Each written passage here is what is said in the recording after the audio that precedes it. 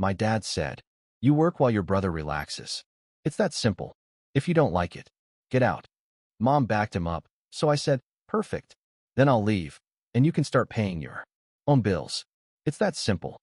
I still remember the chilling silence that fell over the dining room that night, right after my own father told me to get out of the family business I'd practically built from the ground up. The worst part? My mother, sat there and silently agreed.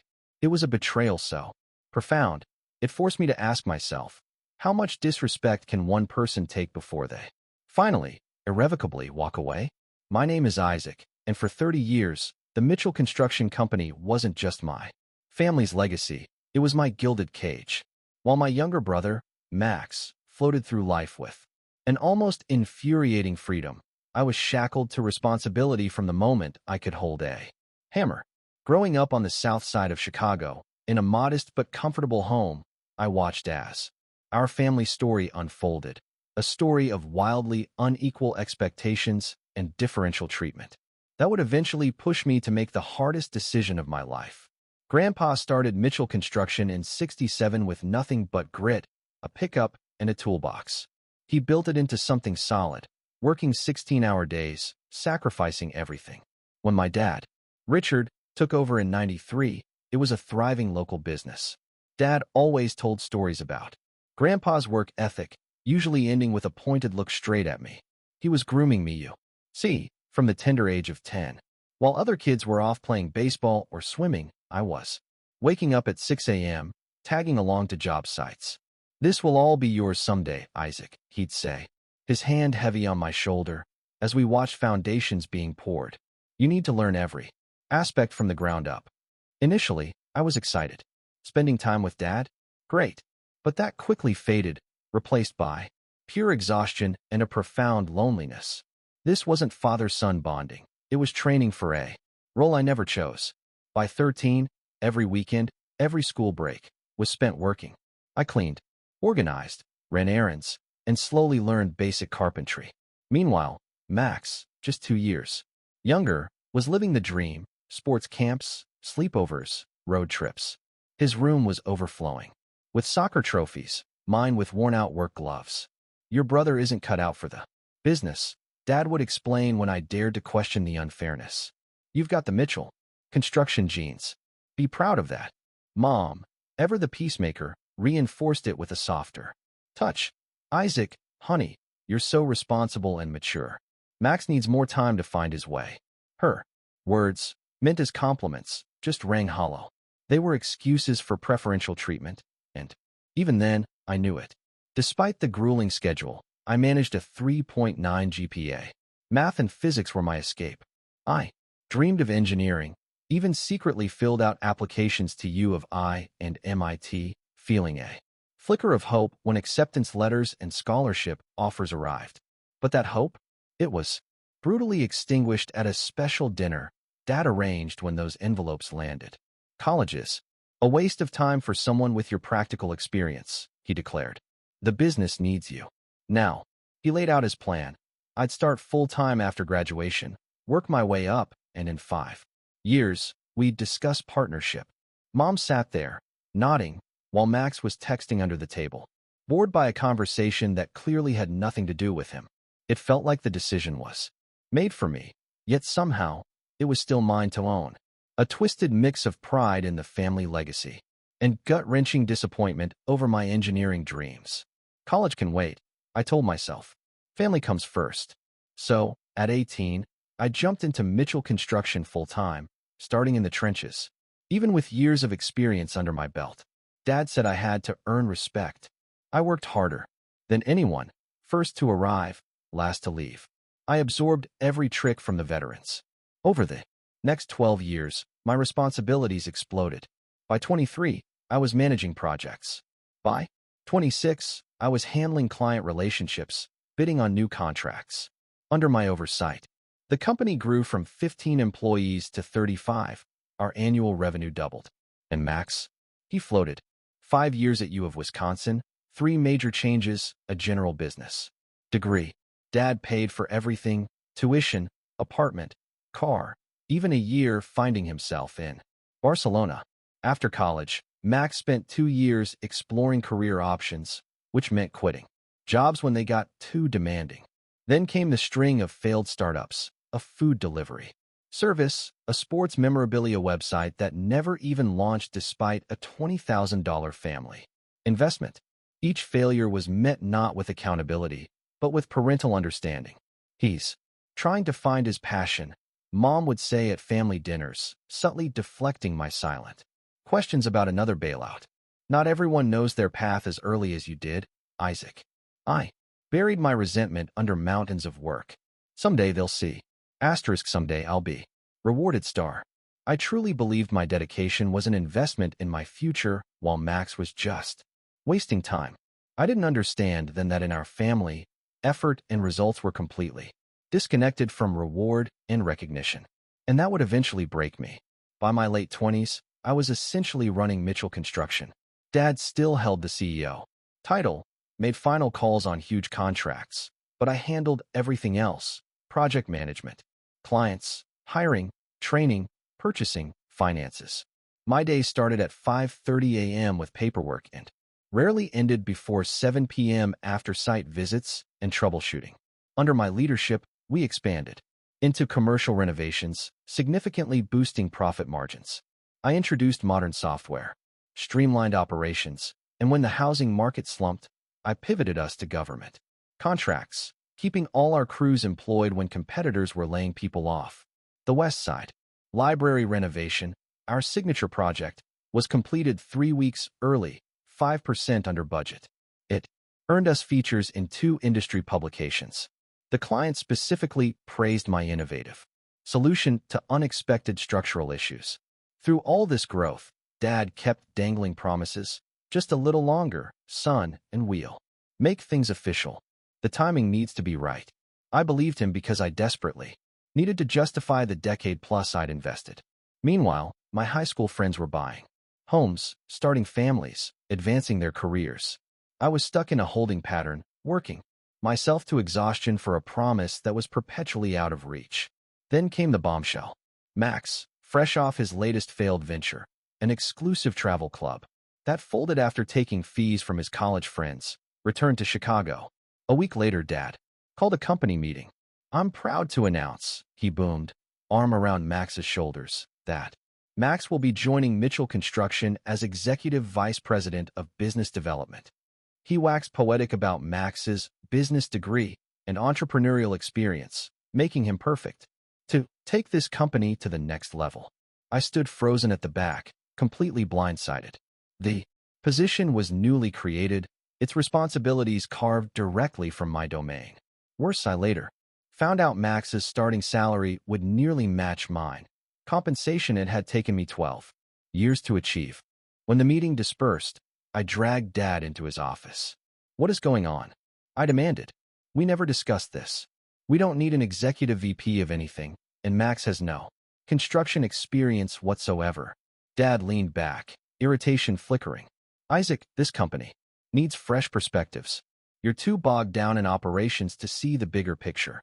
Max brings outside business knowledge." Outside business knowledge. Dad, every business he's touched has failed spectacularly, and carving a position for him at nearly my salary when I've given this company my entire adult life. How is that fair? His expression hardened. Fair? This is my company, and I decide what's fair. Max needs structure and responsibility. This is good for him. And what about what's good for me? For the company? For our employees who actually know what they're doing. Dad stood up, signaling the conversation was over.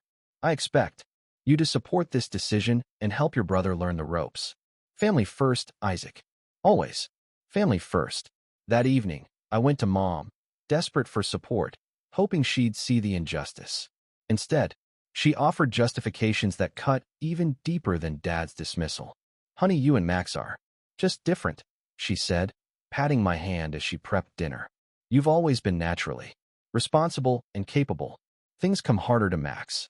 He needs more support and structure than you do. Try to be understanding. He looks up to you. So, because I'm reliable, I get punished with more work and less recognition? How does that make sense?" "Nobody is punishing you," she sighed. "We're just trying to help Max find his footing." You already know your place in the world. My relationship with Rachel, my girlfriend of 3 years, began suffering under the weight of my growing frustration and endless work hours. A hospital administrator with her own demanding career, she supported my ambitions but questioned my family's treatment. Isaac, they take advantage of you because you let them, she said one night after I'd canceled dinner again to fix a crisis Max had created. They'll never change unless you force them to see you differently. What am I supposed to do? Walk away from 12 years of work? This company is my future. She looked at me with sad eyes. Is it? Or is it just your present and past? Because from where I stand, your father has no intention of ever truly sharing control. Her words haunted me. Max settled into his new role, which primarily involved long lunches, taking credit for my designs, and leaving early for golf. While I averaged 70 hours a week, Max rarely exceeded 30, most of that spent on his phone or disrupting our crews with basic questions. The physical toll was immense.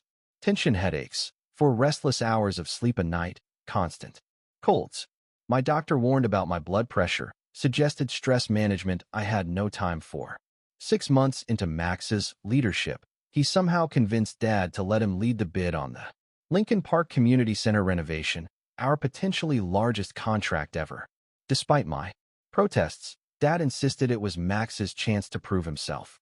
I was instructed to advise from the sidelines, while still handling all my other responsibilities.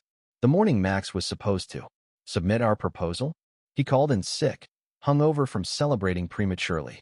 I spent 14 frantic hours completing his unfinished bid documents, submitted them just before the deadline, and secured the contract that would keep our company profitable through the next year. At the next staff meeting, Dad congratulated Max on landing the project. Max, with a humble smile, accepted the praise, never mentioning my rescue effort. When Marcus, our senior foreman who knew the truth, tried to correct the record, Dad smoothly interrupted and changed the subject. That night, looking at myself in the bathroom mirror, hollow-eyed, unrecognizable, I knew something had to give. If it didn't, that something would be me. 2 weeks after the Lincoln Park contract, Mom called to invite Rachel and me to dinner. Your father wants to discuss some exciting new changes at the company, she chirped, forced cheerfulness in her voice. Sunday at 6. I'm making your favorite pot roast. Rachel squeezed my hand as we pulled into my parents' driveway that Sunday. Remember what we talked about, she whispered. Stand your ground. Your worth isn't determined by their recognition. I nodded, my stomach churning. Something about this dinner felt different, pivotal. The house was its usual pristine self. Inside, the formal dining room was set with the good china, crystal glasses catching the light. Mom bustled, playing the practiced martyr. Dad nursed a scotch, asking about projects while checking sports scores. Rachel made polite conversation, her hand resting reassuringly on my knee.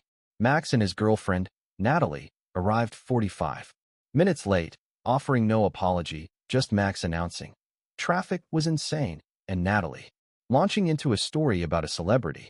Finally, we sat down. Dad waited until the main course was served, then cleared his throat. I've been thinking about the future of Mitchell Construction, he began, raising his glass.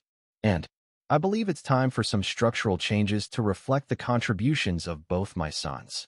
He outlined a new profit-sharing plan for the company's leadership, himself, me, and Max. Despite my significantly larger role and longer tenure, the plan would split year-end bonuses equally between the 3 of us. Additionally, Max would take over client acquisition entirely, while I would continue managing operations plus take on new financial oversight responsibilities, previously handled by our accountant. In essence, Dad concluded, this streamlines our leadership structure while recognizing the Mitchell family legacy. The table fell silent. Rachel's hand tightened on mine under the table. I took a slow, deliberate sip of water, organizing my thoughts. Let me make sure I understand, I said, my voice steadier than I felt. Max, who has been with the company for 6 months, will receive the same profit share as me, who has worked here for 12 years. Additionally, I'll take on more responsibilities while Max focuses solely on sales. Is that correct? Dad nodded, seemingly pleased I'd summarized so efficiently. Exactly. Max has a natural talent for client relations, and you excel at the operational details. We're playing to everyone's strengths. And how does this compensation structure reflect the actual work distribution? I continued, pressing him. Currently, I work approximately 70 hours weekly compared to Max's 30. I directly manage 33 employees, while Max manages none. Last quarter, projects I oversaw generated 87% of company revenue. Dad's expression darkened. Isaac, this is not about tallying hours or claiming credit.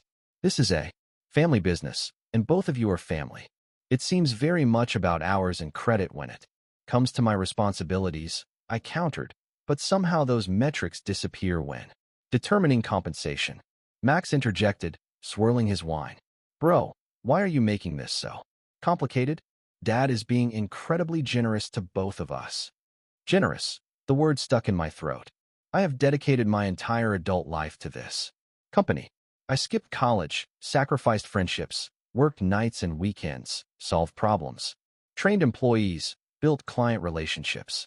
That's not something that deserves generosity. Dad, it deserves fair recognition. Dad's fist hit the table, rattling the silverware. Enough. I built this company. I decide how it runs and who gets what. You have work because I gave you work. Your brother enjoys more freedom because that's what I decided. It is that simple. And if you don't like it, Isaac, you can get out. The room froze. Even Max looked surprised at Dad's outburst. I turned to Mom, hoping for some intervention, some acknowledgement of the injustice. Instead, she reached for Dad's hand. Isaac, honey, your father is right. This attitude is not helpful. You've always been the responsible one. It's your nature. Max needs more guidance and support. Why make this into a competition? Family businesses require sacrifice. The betrayal hit me like a physical blow. Not just Dad, but Mom, too. Both of them choosing Max's comfort over my dignity. Over a decade of suppressed resentment crystallized into perfect clarity in that moment. I looked at Rachel, who gave me a slight, encouraging nod. Then back at my parents. Great, I said, my voice calm despite the thunder in my chest. Then I'll leave, and you can pay your own bills. It is that simple. I reached into my pocket, pulled out my company key card and phone, and placed them on the table. Effective immediately, I resigned from Mitchell Construction. You'll find all current project files updated on the server. The Lincoln Park schedules need revision by Tuesday. The Wagner renovation has an inspection on Thursday that someone will need to handle. Payroll is due Friday. Dad's face flushed red. Now, wait just a minute. No, I interrupted, standing up. For the first time in my adult life, I am not waiting for your permission or approval. Rachel, are you ready to go? She stood beside me, dignified and supportive. Dad's expression shifted from anger to disbelief. You can't be serious. Where will you go? What will you do? You're overreacting to constructive feedback. This was not feedback, I replied. This was a lifetime of unequal treatment coming to its logical conclusion. I helped Rachel with her coat. You'll cool off and come back, Dad declared as we headed for the door. You always do the responsible thing. I paused at the threshold, looking back at the family tableau. Dad red-faced and blustering, Mom wringing her hands. Max wide-eyed and confused, the half-eaten meal abandoned. Not anymore, I said, and closed the door behind us. The silent drive from my parents' house marked the beginning of the strangest period of my life. Rachel suggested her apartment, but I needed space to process the magnitude of what had just happened. Can you drop me at Jake's place? I asked. Jake had been my best friend since 7th grade, one of the few friendships I'd maintained despite my work schedule.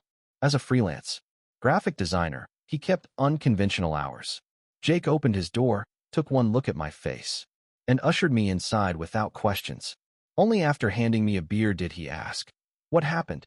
Man, the story poured out of me, not just the dinner, but 12 years of accumulated slights and inequities.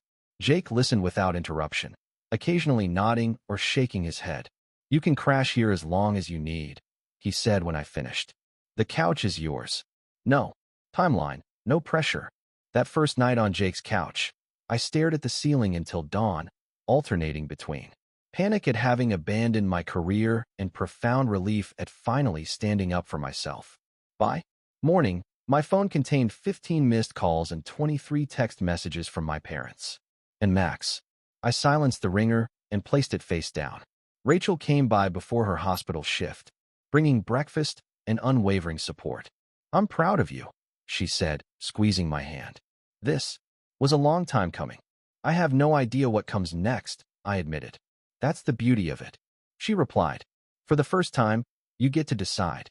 The first week passed in a blur of practical concerns. I had savings, not as much as I should have after 12 years, given my below-market salary, but enough for a few months if I was careful. I retrieved essential belongings from my apartment during hours I knew my family would be at work, half expecting the locks to be changed. Dad's communications evolved predictably.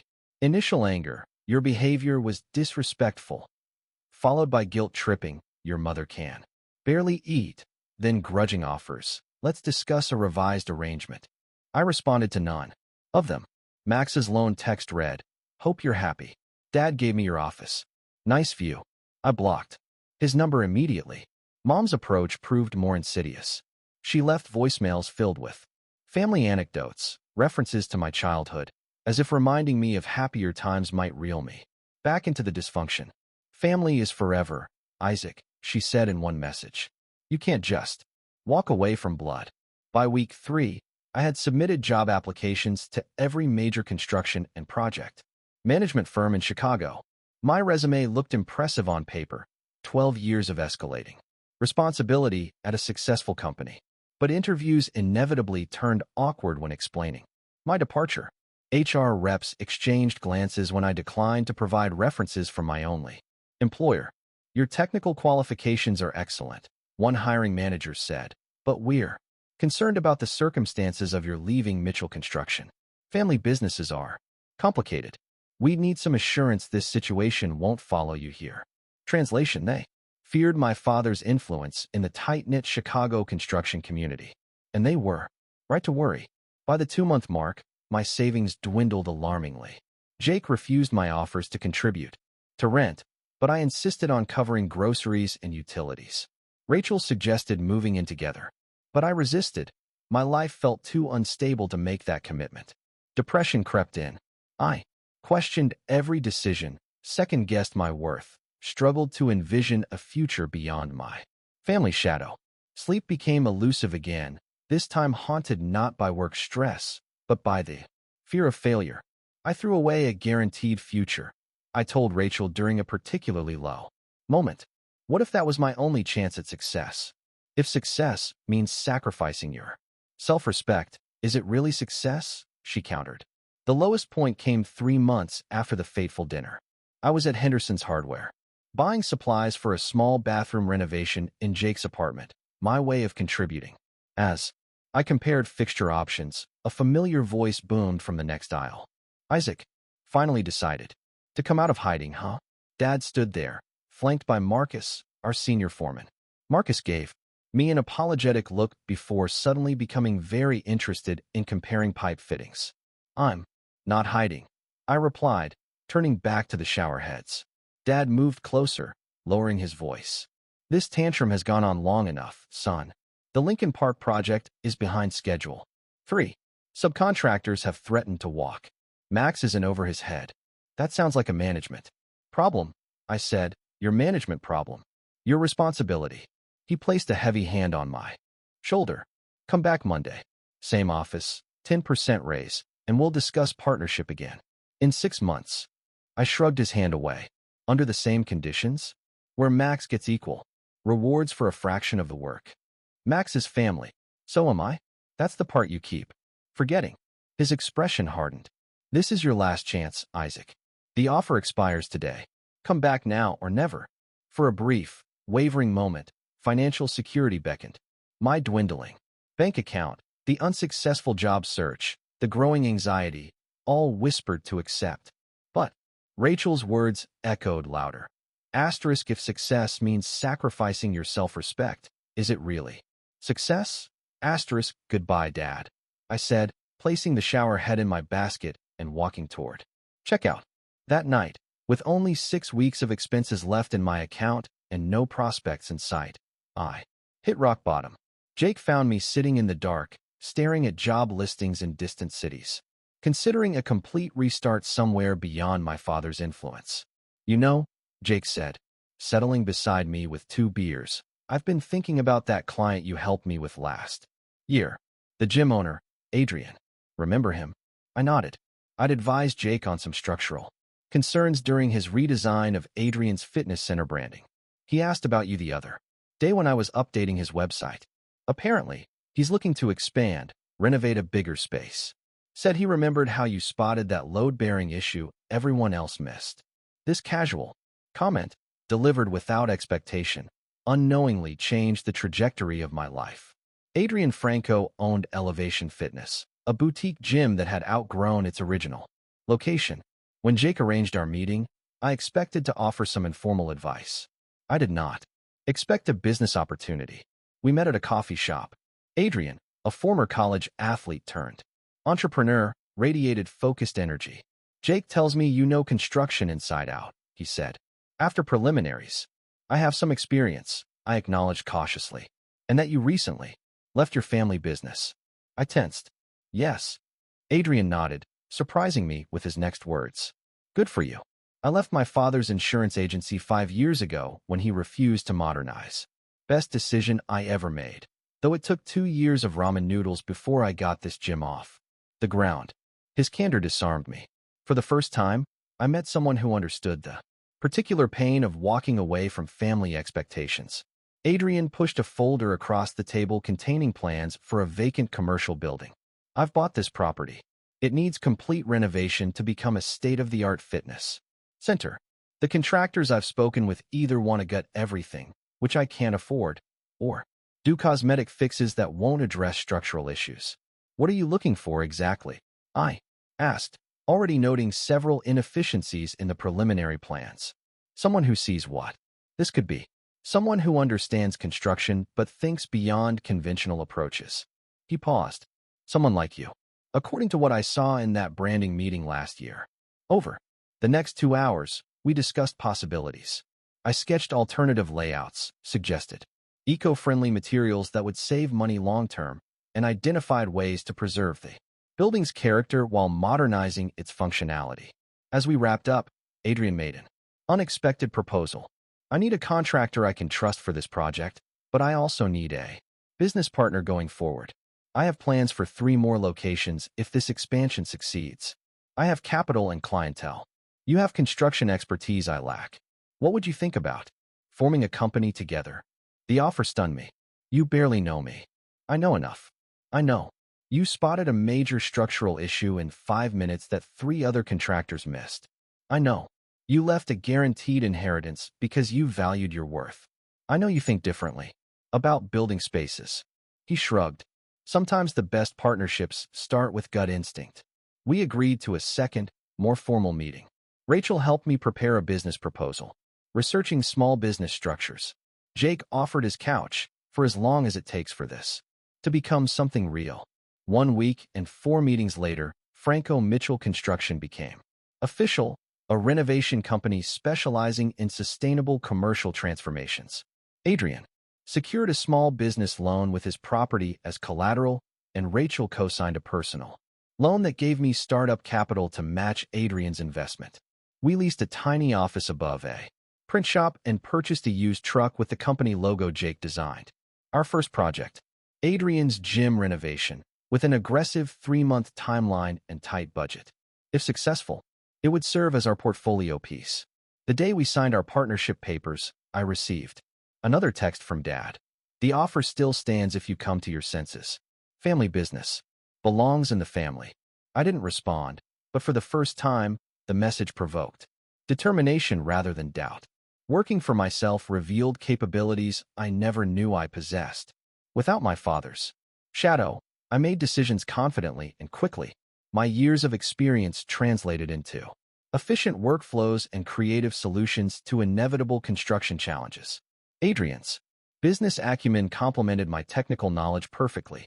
He handled client acquisition and financial management while I oversaw the actual building work.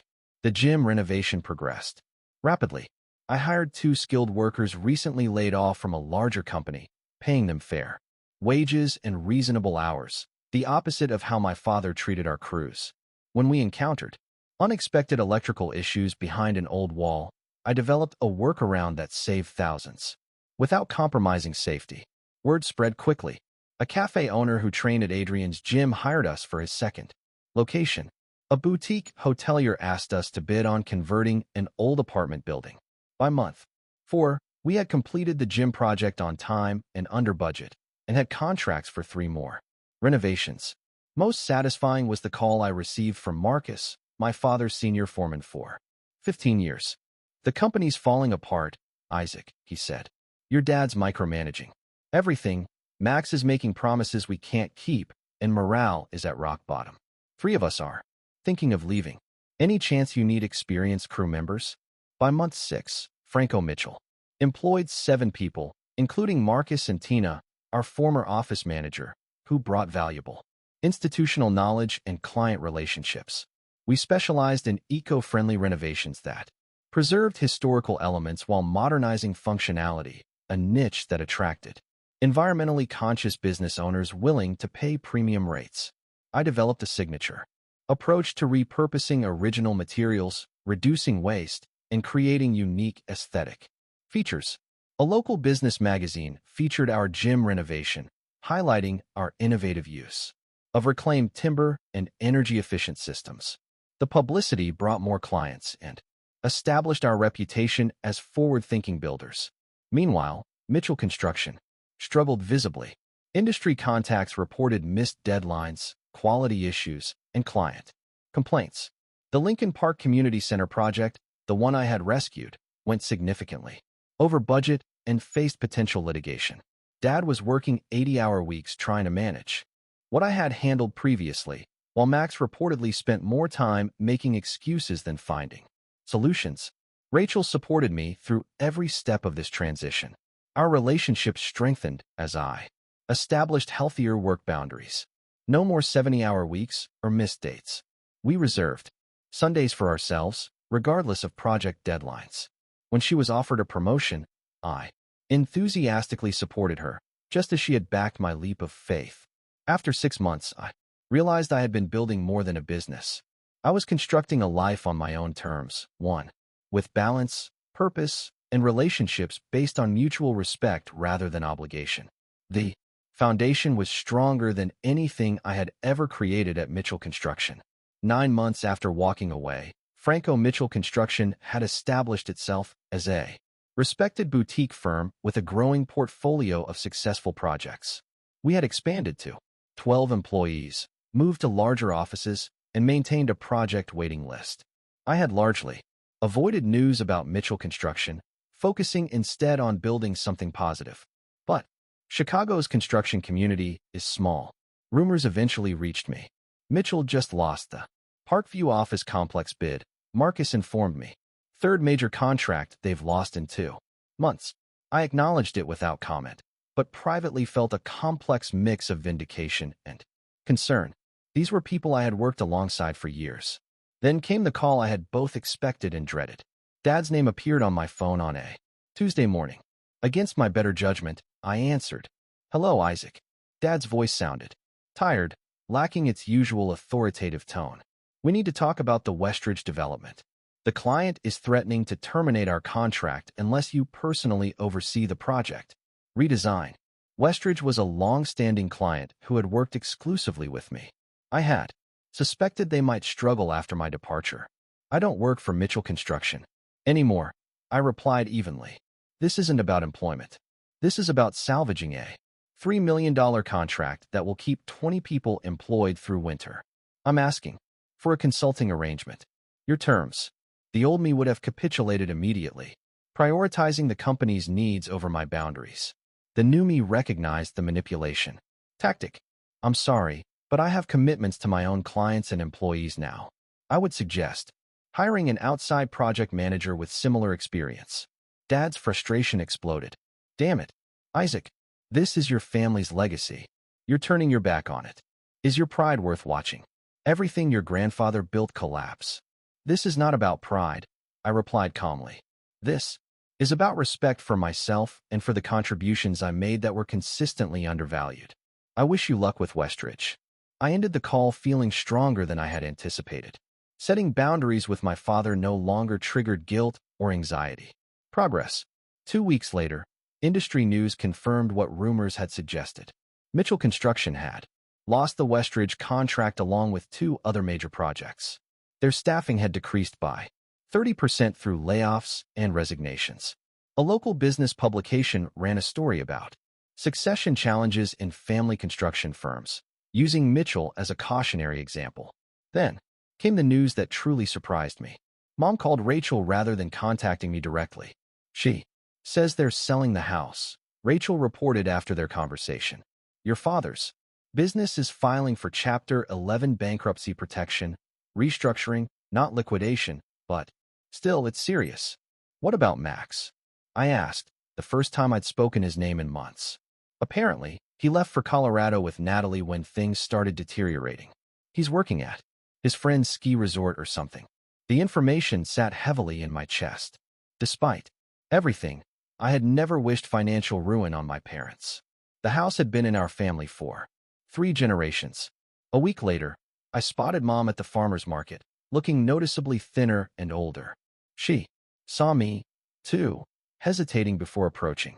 Isaac, she said simply. You look well. So do you. I lied politely. She gestured to my company shirt with the Franco Mitchell logo. Your business is doing well. We hear good things.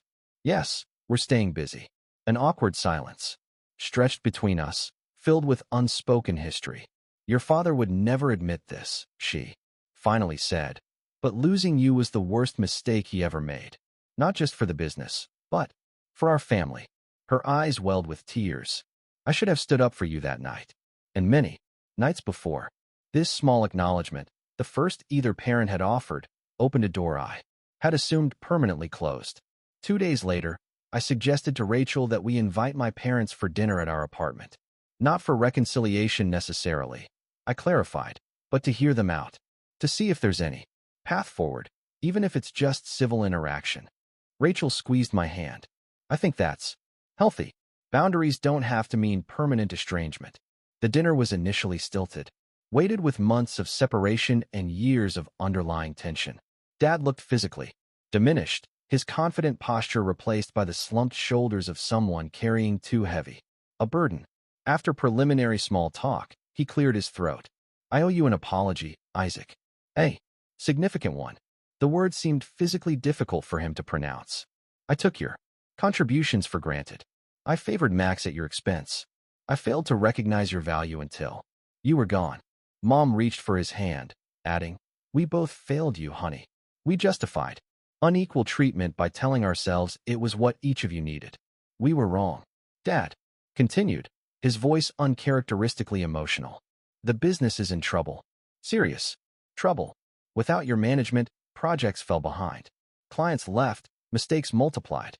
We are restructuring through bankruptcy, but, he swallowed hard, we may lose everything your grandfather built. The naked vulnerability from my formerly invincible father struck me deeply. This was not manipulation or a ploy to reclaim my labor. This was genuine devastation. What about Max? I asked. Mom's expression tightened. He left when the company started struggling. Said business management wasn't really his thing. He's working at a friend's resort in Aspen. Of course, he was. What are your plans now? I asked.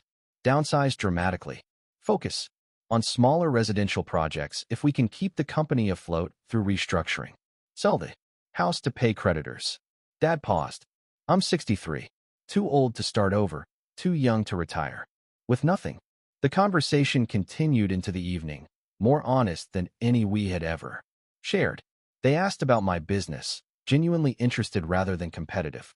They acknowledged specific instances where they had treated me unfairly. They expressed pride in what I had built independently. As they prepared to leave, Dad hesitated at the door. I don't expect forgiveness, and I certainly don't expect you to rescue the business. But I want you to know that I see now what I couldn't see before. You were always the heart of Mitchell Construction. Not me, not your grandfather. You I spent several days reflecting on that conversation, discussing options with Rachel and Adrian. The hurt hadn't disappeared, but it had transformed into something less raw, less consuming. I could see my parents as flawed humans rather than authority figures who had failed me. A week later, I invited them to my office to propose a limited consulting arrangement. I would help stabilize their core projects and train their remaining staff on the systems I had implemented, but I would not rejoin the company. I would charge standard industry consulting rates, no family discount, and all interactions would remain strictly professional. Dad initially bristled at the formality, his pride flaring briefly, before Mom placed a restraining hand on his arm. "Those terms are more than fair," she said firmly. "We are grateful for any assistance you are willing to provide." Over the next 3 months, I spent 10 hours weekly at Mitchell Construction, helping reorganize project workflows and training the scaled-down team on efficient management practices. I maintained clear boundaries, leaving precisely when scheduled regardless of unfinished business. When Dad occasionally slipped into old patterns of expectation, I calmly reminded him of our agreed terms. Gradually, the company stabilized, not at its former size, but at a sustainable level that could support my parents through retirement if carefully managed. They sold the family home, moving to a smaller condo. Most surprisingly, these limited interactions laid groundwork for personal healing. The professional context removed emotional triggers, allowing space for new patterns of interaction to form. Dad began asking for advice rather than issuing directives. Mom stopped making excuses for inequitable treatment. 1 year after walking away, I had not only built a successful business, but had also established something I never thought possible: a relationship with my parents based on mutual respect rather than obligation and expectation. 1 year after that fateful family dinner, both my personal and professional lives had transformed completely. Franco Mitchell Construction had established itself as a leading boutique firm specializing in sustainable commercial renovations. We employed 18 people full-time, with a growing reputation for quality, innovation, and ethical business practices. Mitchell Construction survived its bankruptcy restructuring, emerging as a smaller residential contractor focusing on kitchen and bathroom renovations. Dad continued as nominal head, but had begun training Marcus to take over day-to-day operations, something he had never considered with me, despite years of my dedication. Our family relationships had evolved into something I never thought possible. The weekly consulting arrangement eventually ended, but it established a new foundation for interaction. Mom and Dad invited Rachel and me for monthly dinners that no longer felt like minefields of unspoken resentment. We kept conversations light initially, gradually building toward more meaningful exchanges. "Your approach to the Henderson office renovation was brilliant," Dad surprised me during one such dinner, referencing a project I had recently completed, using those original factory windows as interior partitions. "I would never have thought of that. Your vision exceeds mine." Coming from a man who had spent decades positioning himself as the ultimate authority on all things construction, this acknowledgement represented monumental growth. Mom, too, had changed, no longer enabling favoritism or making excuses. "I failed you as a mother," she admitted during a rare moment alone in her kitchen. "I confused enabling Max with loving him, and I mistook taking you for granted as confidence in you. I am so sorry, Isaac." Max eventually returned to Chicago when the ski season ended. He found our parents in dramatically different circumstances. His expectation of continued financial support meant new boundaries from both of them. We told him we could offer emotional support in a temporary place to stay, but no more bailouts, Mom explained. He didn't take it well initially. When Max eventually reached out to me, I approached cautiously. Over coffee, he presented a version of events that cast him as an unwitting pawn in Dad's favoritism. "I never asked to be treated differently," he claimed. "Dad just always had different expectations for us. The issue was never that you were treated differently," I explained. "It was that the difference was fundamentally unfair, and that neither you nor our parents acknowledged that unfairness." Our relationship remained cordial but distant. Max had yet to demonstrate substantial personal growth. but I no longer carried anger toward him. His choices and their consequences belonged to him alone. Rachel and I became engaged that spring, planning a small ceremony focused on quality time with those who had genuinely supported us. When she received a prestigious promotion to director of hospital operations, I enthusiastically rearranged my schedule to attend the ceremony, celebrating her achievement, something my former workaholic self would have found impossible. Our engagement prompted reflections on family patterns and how to avoid repeating them. If we have children, I told Rachel one evening, I want them to be valued for who they are, not what they can produce or provide. That awareness is exactly why you will break the cycle, she replied with confidence. Adrian and I expanded Franco Mitchell's focus to include adaptive reuse, projects that transformed abandoned industrial spaces into affordable housing and community centers. This work aligned with our values while establishing us as innovators in sustainable urban renewal. A prominent architecture magazine featured our conversion of an old factory into mixed-income apartments with rooftop gardens and solar installations. The greatest transformation, however, occurred within me. The constant need for parental approval that had driven me for decades gradually subsided, replaced by an internal compass calibrated to my own values and priorities. I measured success not by comparison to others, but by alignment with my personal ethics and goals. I learned that walking away from toxic situations, even when financially risky, creates space for authentic growth. The year of struggle after leaving Mitchell Construction had been the most challenging of my life, but also the most formative. Financial security purchased at the cost of self-respect is ultimately the most expensive transaction one can make. I discovered the power of genuine support from people like Rachel, Jake, and Adrian, relationships based on mutual respect rather than obligation or advantage. These connections provided strength during difficult times while also celebrating successes without jealousy or qualification. Most importantly, I learned that forgiveness does not require forgetting. I could acknowledge my parents' growth and maintain a relationship with them while still honoring the pain of past treatment.